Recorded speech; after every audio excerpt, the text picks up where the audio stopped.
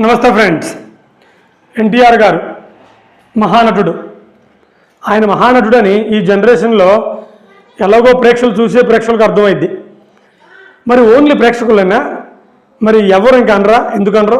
Cinema హీరోయిన్లు చాలామంది అతని బిగ్ ఫ్యాన్స్. ఖుష్బు గారు, సుహాసిని గారు, తర్వాత జయసుధ గారు, ఇలా చాలామంది, కోట శ్రీనివాసరావు గారు, ప్రకాష్ గారు, ఇలా ఎవరు పెట్టినా ఆయనకి చాలామంది బిగ్ ఫ్యాన్స్ ఉన్నారు. అయితే దీన్ని పక్కన పెడదాం. మరి డైరెక్టర్లు ఎవరు చెప్పరా? ఎందుకు చెప్పరు? ఏకంగా దర్శక ధీరుడు అంతటోనే ఆయన ఎన్టీఆర్ గారి నటన గురించి అద్భుతంగా చెప్పారు.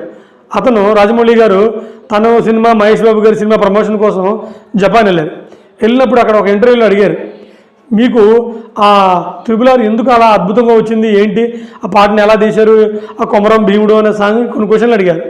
అప్పుడు రాజమౌళి గారు చెప్పారు, ఇవన్నీ అసలు ఏం లేదండి, ఆ పాటకున్న కొరియోగ్రాఫర్ కానీ లేకపోతే వీళ్ళు ఆ సీన్ నేను వివరం చేశాను ఎన్టీఆర్ గారికి, అంతే, నాకు చాలా సింపుల్, ఒక సింగిల్ టేకిల్ అయిపోయింది.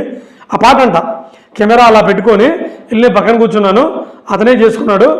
అతను ఒక చిన్న నటుడు కాదండి, ఏకంగా పూనకాలు వస్తే ఎలా చేస్తారు అలా ఒక క్యారెక్టర్ అతనికి పూనిద్ది.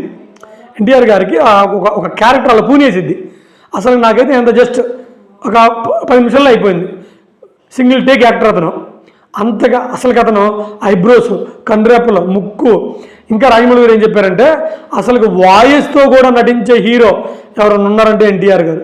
వాయిస్తో కూడా నటించగలడు అతను, అంత గొప్ప నటుడు అతను అని చెప్పి జూనియర్ ఎన్టీఆర్ గురించి పొగిడారు. అది ఎలాగో వాళ్ళ ఫ్యాన్స్ అందరికీ ఒక కనుల పండగ, వినడానికి కానీ చూడటానికి కానీ. ఎనీహౌ, ఎన్టీఆర్ గారిని రాజమౌళి గారు పొగడటం అనేది ఒక చిన్న విషయం కాదు. Rajamouli is the international director. ఆయన పొగిడంటే అది ఒక సర్టిఫికెట్ లెక్క. నమస్కారం.